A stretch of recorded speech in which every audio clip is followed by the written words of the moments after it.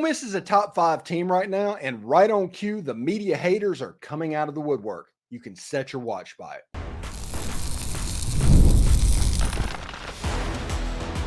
You are Locked On Ole Miss, your daily podcast on the Ole Miss Rebels, part of the Locked On Podcast Network, your team every day. Welcome, Rebel Nation. I am your host, Steven Willis, a 10-year veteran member of the national media and a former Ole Miss staff member. This is the Locked On Ole Miss podcast, your daily podcast on the Ole Miss Rebels, part of the Locked On Podcast Network, your team every single day. We're free and available on all the podcast apps and on YouTube. Thanks for making Locked On Ole Miss your first listen every day, and a special hello to the everydayers and insiders who make the show what it is. Today, we are talking about the Ole Miss Rebels breaking into the top 5 for the first time this season. And for some grizzled old media members like Brett McMurphy and John Wilner, that's just a bridge too far for them. Whether it's a grudge against Lane Kiffin, the SEC, or something else, they just can't seem to accept the fact that Ole Miss is now a leader in this era of football. It's time for these critics to come to terms with the fact that these Rebels belong at the top. We'll break down why Ole Miss has earned this spot and what it means moving forward. And don't forget to find a second listen on the network. Chris Gordy at Locked On SEC or Corey Burton at Locked On Vandy. They provide other perspectives on college football, the SEC, and even Ole Miss. So check it out. You know how I feel about perspectives. Now through September 22nd, all FanDuel customers can bet $5 and get a 3-week free trial of NFL Sunday Ticket from YouTube and YouTube TV. Visit FanDuel.com to get started. Ole Miss got into the top 5 in the coaches poll, and lo and behold, that's just a bridge too far for some media members. It's two people that have grudges against the SEC or Lane Kiffin or whoever. There's a lot of names that kept Ole Miss out of the top 5 and allowed their beloved Notre Dame to jump Ole Miss in the Associated Press poll. If you look at the Ole Miss poll, in the polls this week, Ole Miss comes in at number 6 in the AP poll, number 5 in the coaches poll, and it's like I said, it's just a bridge too far for some media members. Some media members like Brett McMurphy, who had Ole Miss 6th in just the poll last week. But the poll this week, you had Georgia number 1, Ohio State number 2, Oregon number 3. That was no change. Texas and Alabama, no change. And then there were changes. Penn State jumped Ole Miss. Miami jumped Ole Miss. Notre Dame jumped Ole Miss. USC jumped Ole Miss. Ole Miss comes in at number 10. Like I said, he had him number 6 in his preseason poll when he wanted to look like the smartest person in the room for taking them. Now that it's getting a little bit too real, he has to set up narratives for later on the season when the SEC, you don't want the SEC to get 5 teams in the playoff. You need to make it as difficult as possible, people that have grudges against Lane Kiffin or Ole Miss or the SEC. And the one thing that you need to look at is how they voted. Like I said, Brett McMurphy had Ole Miss 6th in the preseason. 1 week later, after Ole Miss won 76-0, and it was never close, he dropped Ole Miss down to 10. Why? Why would he do that? Other than bias. Why would you do that? You know, these media members like to talk all the time about their unbiased nature, how they're doing unbiased reporting. That's not true. Unbiased reporting does not exist. Anybody that tells they're unbiased, all they're saying is they're not looking at it from a fan's perspective. They're still biased, whether it's clicks, whether it's subscribers, whether it's money. There's always something that is the bias for every decision that is made. You look at Ole Miss's season this year, this is why they're scared. If you look at Ole Miss right now at kickoff, Ole Miss is likely going to be favored in 11 of their 12 games that they play this season. The only one that there might be an underdog in is the Georgia game. And Georgia might be the best team in all of college football, and that is setting up an elite football game. But Brett McMurphy going from 6 to 10, John Wilner going from 10 to 12, other people like Chris Murray and Randy Johnson and Matt Brown and Dave Preston having Ole Miss at 10 or below in their polls, it makes no sense. Other than the fact that they have an intrinsic bias that they're going to have to deal with. And that's okay. Because for the vast majority of the media members and the college football fans that are out there, Ole Miss is a darling team this year. Ole Miss is a fun story. Ole Miss is everything that you want from college football. But some people that just genuinely do not like the SEC or Lane Kiffin or Ole Miss for whatever reason, they need to find a way to, I don't know, handle this. Whether it's like Mark Jones that refuses to call Ole Miss for whatever reason. These people have intrinsic biases. When people tell you that they are unbiased, do not believe them. There's a bias coming from somewhere because everybody is biased. Everybody is biased. In this business, what I do right now, I am going to cover Ole Miss in a way just naturally that is going to make me the most money. That's the way this works. It's going to help you push you one way or another. It's going to frame your coverage. And Brett McMurphy or John Wilner or Matt Brown or Dave Preston, they obviously get clicks hating on Ole Miss, hating on the SEC. Something like that is framing their whole world. It's just a weird situation because Ole Miss right now in this modern era of college football is one of the leaders. Ole Miss in this modern era of college football is a top 5 to top 10 program. Whether you choose that they're not, whether you don't want them to be is irrelevant because they are. If you truly were unbiased, Ole Miss might be number 3 or number 4 in the entire country after 1 week because of the weapons that are at Lane Kiffin's disposal, because of the defense that is at Lane Kiffin's disposal. When you look at Vegas, when they're actually like the betting lines, and like Brett McMurphy works for the Action Network, which is one of the sports betting, superpowers out there in Vegas. And if you look at them, Ole Miss is very high up to even win the national championship, to win the SEC, Jackson Dart to win the Heisman. Basically every award that you can have lines on and take bets on, Ole Miss is very high up on it. So it doesn't make sense other than the fact that you're trying to frame narratives or you're trying to do something. There's something going on here. But these media members that are voting like this, they just need to kind of get over it because it is what it is. Ole Miss is a 41-point favorite against Middle Tennessee right now. This is the largest line that I've ever seen Ole Miss have against another FBS opponent. 41 points. And you know what? I'm tempted to lay them. I look at that line as like, oh yeah, I'll do that. When you look at the fact that Middle Tennessee played Tennessee Tech and won 32-25 on a touchdown in the last 15 seconds of the game. And I do realize that they're going to improve a little bit into the second week. And I do realize that they have a quarterback, Nicholas Viatello or something like that. That's a good player that's dangerous. And we're going to talk about all of that as this week goes on. But national media members that are just choosing to vote Ole Miss down to kind of artificially keep them from getting into the top 5, that's weak sauce, man. That is weak sauce with this Ole Miss football team. And there's a lot of media members that are very high on the Ole Miss Rebels. Arnie Just, Brian Hallen, Dylan Sin, Garland Gillen, John Clay, all of them have Ole Miss at 4.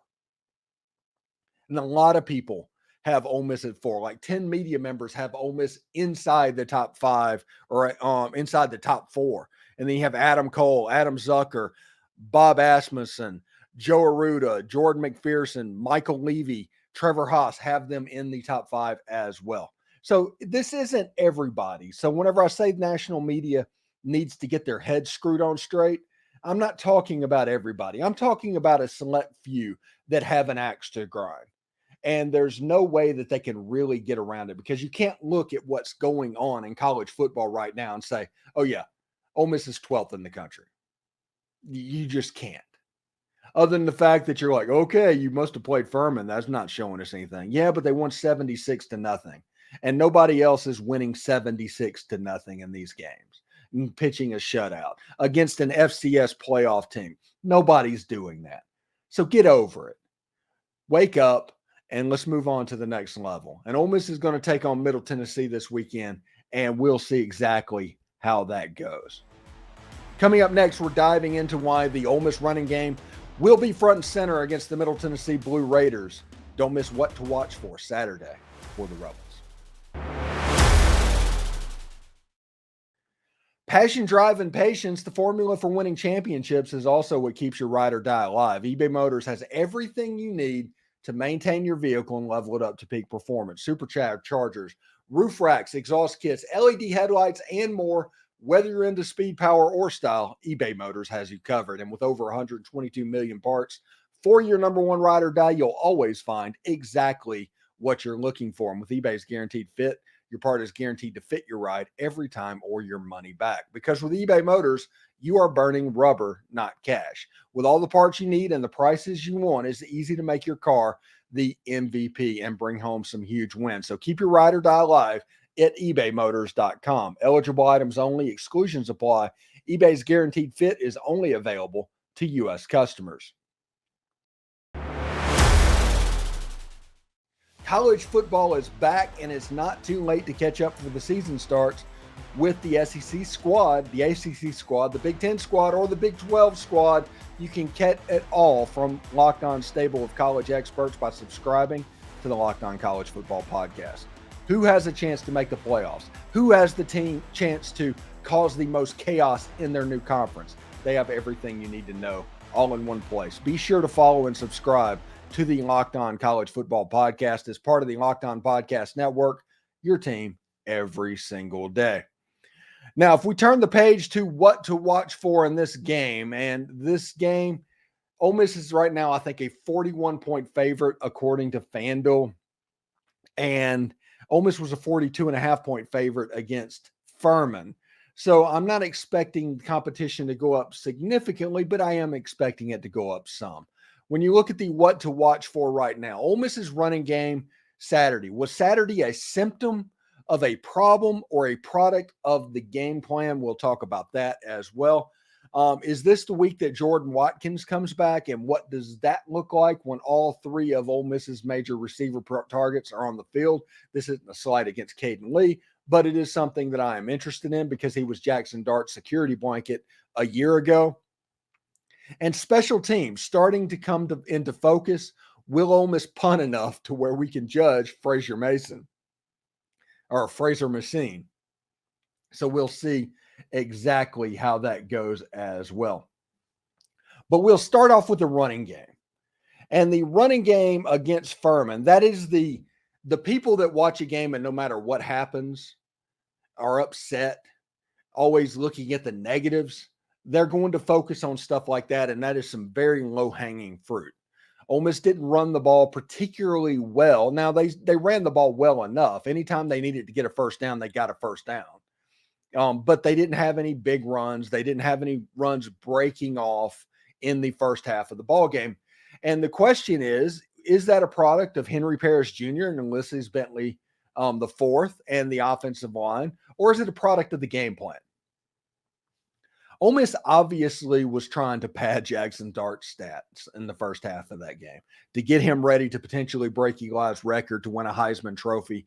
All of that stuff, Ole Miss was obviously trying to do that, throwing the ball downfield. And Furman's defensive backfield had a bunch of players that were new. We talked to Joe DeLeon before the game, and their secondary was all new and transfer portal players that were brought in. All of their secondary from the year before got poached. And defensive line-wise, while they were pretty good, they're still an FCS defensive line.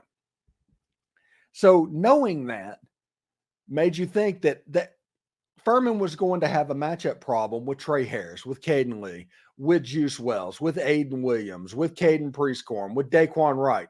There was going to be a matchup problem in the pass game.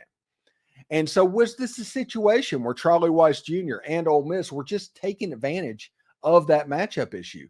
Ole Miss in that game was 55% to 45% pass to run. And that was probably more exaggerated in the first half of the game, to where it just didn't seem like Ole Miss ran the ball very much. Like you said, there's some Henry Parrish, there was some Ulysses Bentley, but Ole Miss pretty consistently threw the ball and threw it with success. It was a situation where they were passing the ball so well. Why run the football? It was a situation where this is working. Why go to something else? If something's working, keep going to it. And what was working were the passes downfield. Jackson Dart in the first half averaged about 20 yards per completion. He threw for 418 yards on 22 completions. That will hunt. And he had as many touchdown passes as incompletions in the game. And he accounted for more touchdowns than he had incompletions in the game. So anybody complaining about it might not understand football. Now, I understand that, hey, you can nitpick and look at this one particular thing without the context of what was available, what was going on, and what the coaches were thinking.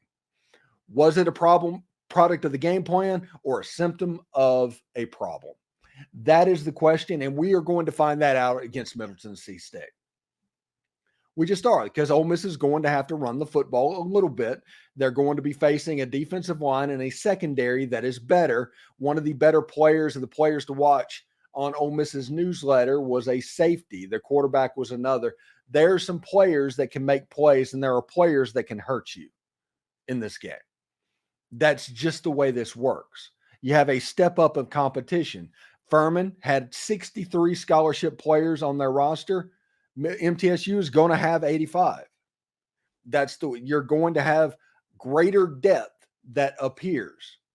So we will see what happens. We talked yesterday about the need for a fast start, but I would like to see Ole Miss run the ball in the first half, and I would like to see Matt Jones get his chance in the first half to run the ball.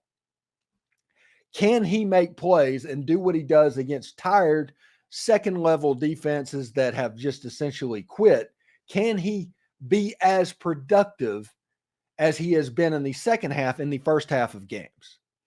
Matt Jones had 3 carries, 68 yards, and 2 touchdowns. 2 relatively long touchdowns, if you want to look at it as well.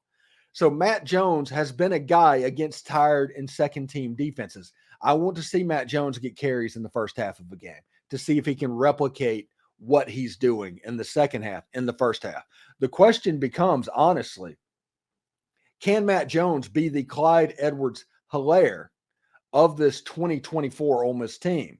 If you want to talk about the 2019 LSU offense, well, Clyde Edwards-Helaire was a big part of that, and he was an undersized guy. There was a lot of similarities. Can Matt Jones accomplish something similar this season in the Ole Miss offense? Now, the running back game the depth is pretty good. It's there. But Matt Jones probably has earned carries against the first team defense in the first and the second quarter of a game. So we'll see exactly how that goes. Now, the other thing that we are going to be watching for is this the game that Jordan Watkins comes back? Is this the game that he gets healthy? I've heard on other podcasts that he had a lower body injury, and the injury report thing doesn't come out until the Kentucky game. So Lane Kiffin is not going to volunteer any information until the Kentucky game. He talks about how people want to get the seedy folks off of injury reports with their players. And then whenever he plays this game, that kind of shows that the other stuff kind of doesn't matter either, because if that was a real concern, they would do the injury reports the whole time and not just pick and choose during SEC games. Jordan Watkins was Jackson Dart's security blanket a year ago. Trey Harris is a guy, he's the alpha. Juice Wells is going to be great, but it would be nice to see what this wide receiver unit can look like once all 3 of its major weapons are available on the outside. When you add a Caden Prescorn, all of that, and when you potentially add 12 personnel, because I'm always going to talk about 12 personnel, that gets at least interesting. I want to see what the Ole Miss offense looks like with Jordan Watkins. Now, it looked good with Caden Lee. This isn't any slight against Caden Lee. He looked really good in the opener against Furman. But I do want to see what this offense running at the highest level looks like. Should be interesting. There's weapons all over the field for this team, and we will see exactly how it goes. But last year, Jordan Watkins, 53 catches, 741 yards, 3 touchdowns. He was the security blanket. And Jackson Dart, you see him, 22 of 27, 418 yards and 5 touchdowns in one half of football Saturday. It's a real deal type thing. And we'll see exactly what it looks like for Ole Miss. Coming up, Chris Gordy from Locked On SEC reveals his Week 2 power rankings. Where do the Rebels stand after the latest action? Find out on the next segment of Locked On Ole Miss. You know, you've heard us talk a lot about FanDuel. It's America's #1 sports book. Well, we have something a little bit different for you. Now through September 22nd, all FanDuel customers can bet $5 and get a 3-week free trial of NFL Sunday Ticket from YouTube or YouTube TV. Then with a YouTube TV base plan, you'll be able to watch every regular season Sunday afternoon out-of-market game. All you need is a Google account and the current form of payment, and you can cancel at any time. And with what's going on with Xfinity right now, or DirecTV, YouTube TV is probably a pretty good option, and this might be a little bit of a cherry on top as well. With that $5, you can bet on Ole Miss to cover the 41.5-point line against Middle Tennessee. It's absolutely nuts. They were only favored by 42.5 against Furman. The over-under has gone up as well. It's up at 63.5 points. FanDuel thinks really highly of the Ole Miss Rebels right now. So just visit FanDuel.com and download America's #1 sports book. So Chris Gordy, as he does every week, released his power rankings in the Southeastern Conference. And it was pretty interesting because after Vanderbilt beat Virginia Tech, I was very interested in some other teams beside Ole Miss this week. You look at Georgia #1. Yeah, that's low-hanging fruit. Texas, there's no reason to drop them. Alabama looked great in the first game. Ole Miss at #4, there's no reason to drop them. And then you have the next tier of teams. This is the team that LSU was in. He has Missouri at 5. I agree with that entirely. Tennessee at 6. Ole Miss, Missouri, and Tennessee all played FCS opponents in Week 1. Oklahoma had a blowout win over the Temple Owls. Looked pretty good doing it. I really liked Jackson Arnold at quarterback. They have some issues. They have something that they're going to have to get fixed before SEC play, but I do see the framework of them being a very dangerous team, probably more so than LSU. I kind of agree with these power rankings right now. Auburn at #8. Auburn over LSU, I agree with that as well. Auburn looks like a top half of the SEC type team. Then you have LSU, which might be a little bit too high. I'd probably put LSU below Kentucky at this point.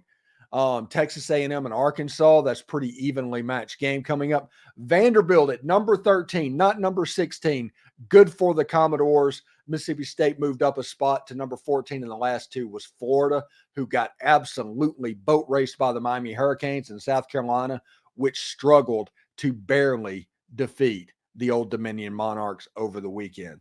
If you look at Ole Miss's schedule off of Chris Gordy's SEC power rankings, Ole Miss plays 2 teams in the top 8 of the conference. They play #9, #10, #12, #14, #15, and #16.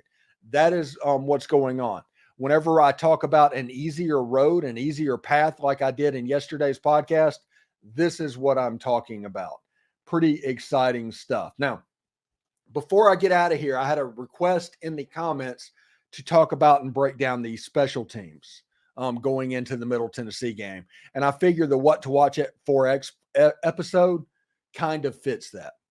You look at Caden Davis kicking off and field goals, nails, absolute nails. Field goal block, I have no problem. Eventually, Xavion Harris is going to come back, and you're going to have the 6'7" guy in the middle, and he had 3 field goal blocks a year ago. No problem there at all. Punting, again, is Ole Miss going to punt enough against Middle Tennessee for us to even have an opinion against Frazier Messine? That is a real question. Kickoff return, I'm not 100% sure about with Micah Davis. Punt return, I really liked what Micah Davis brought to the table.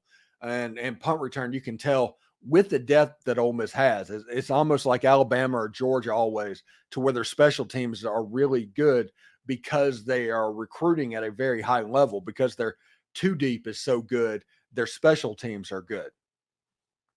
So I like Micah Davis on punt return. I have questions about punting. I genuinely think there's a game to where hidden yardage is going to come into play for Ole Miss. And whether or not Messine can make the kicks necessary to get that hidden yardage in Ole Miss's favor or not is going to determine whether or not Ole Miss wins the game. But like I said, the punt return, I like that. You have a guy back there that has a little bit of wiggle. He can get to the outside. He doesn't have all of the top end speed. This is a kid that originally committed to Air Force.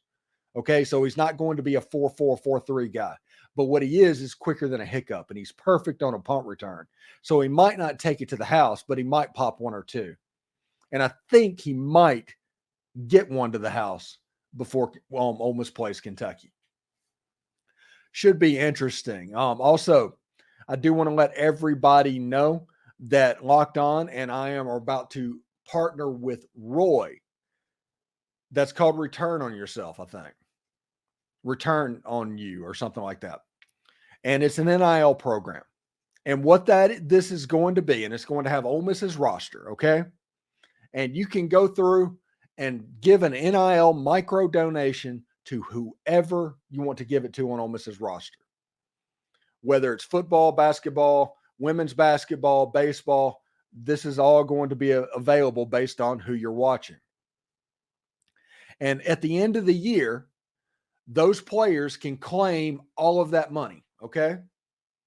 So if Matt Jones has $2,000 that's been given to him over the course of the season, at the end of the year, Matt Jones can claim it. But if Matt Jones transfers, that money gets refunded to the fans who gave it. If Matt Jones claims it, he has to do 4 exclusive videos for the people that donated to Matt Jones. If Matt Jones leaves in the second transfer portal window, that might be after 2 videos of the 4 have been done, people would get 50% back of the money that they donated because you got 2 videos as well. This is really cool. And you have a situation with the way payments are set up that where they want to partner with collectives like the Grove Collective to where they can handle the micro payments of a team. And this becomes the mainstay. Here's another great part. Everything's completely transparent. You can go on there and look and see exactly how much has been donated to each and every player. You can see all of that. You know what's going to happen. You know who's getting what. You don't have a situation where people need to jump into the transfer portal to see their worth anymore. Now it's just right there. And if you're happy with what's going on, accept the money that's been given, do your 4 videos over the course of a year, and get ready for the next season. Everybody is going to be interested in what NIL becomes. This is an avenue to make it more transparent, to make the transfer portal more stable, and to help athletic programs for people to take micro donations. Everybody was excited potentially about the QR code that was on Oklahoma State's helmet. Does everybody remember that? Well, this is the same thing. You can watch a game, have it open, make a donation to whichever player, Caden Lee, whatever does that. The minimum donation that you can give in one time, $10. So we are going to partner with them over the course, and you're going to start to hear me talking about them with a little bit of regularity during the commercial breaks. But I did want to let you know about what was going on with Roy. And that's joinroy.com if you want to learn more about it. It's joinroy.com. And you can see exactly what they have going on. They're supposed to launch their site this week in time for week 2. And all their apps will be available in the App Store and all that at this point. So we are going to partner with them, and you're going to hear me start talking about Roy for NIL as opposed to the Grove Collective. It's not an adversarial thing towards the Grove Collective.